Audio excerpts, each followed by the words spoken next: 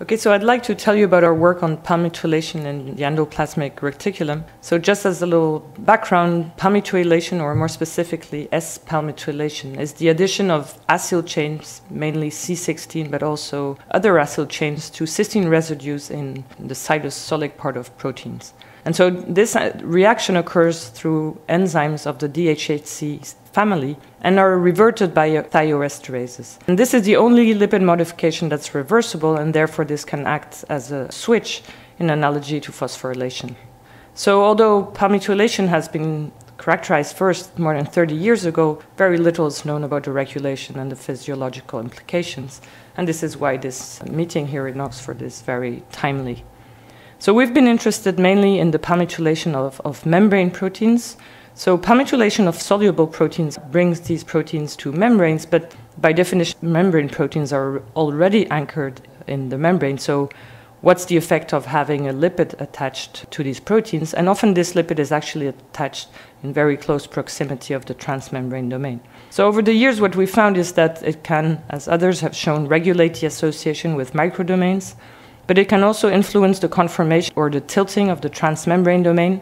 It can protect from ubiquitination, so if the protein is palmitoylated, it will not be ubiquitinated, but if palmitoylation is reversed, then the protein becomes accessible to ubiquitination. And finally, as particularly shown for tetraspanning webs, palmitoylation allows the formation of large protein complexes.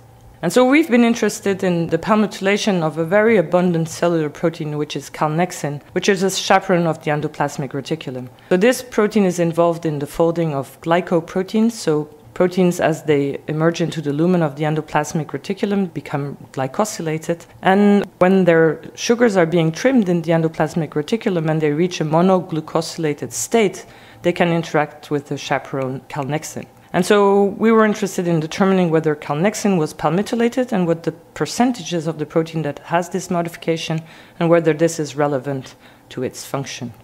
And so we could show that calnexin is indeed palmitoylated, and it's palmitoylated on two sites that are just next to the transmembrane domain on the cytosolic site.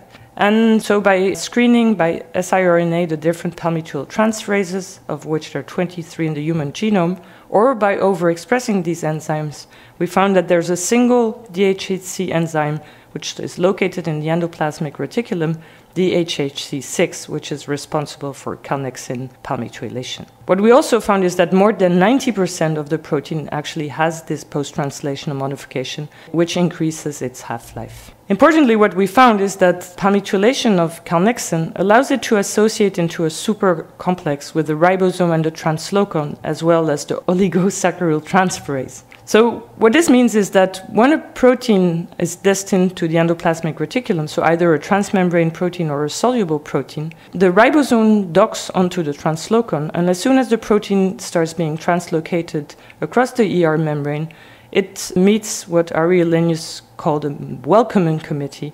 So the oligosaccharyl transferase modifies the protein, and then calnexin, what we found, is immediately attached to this complex and can take care of its client proteins and help them fold.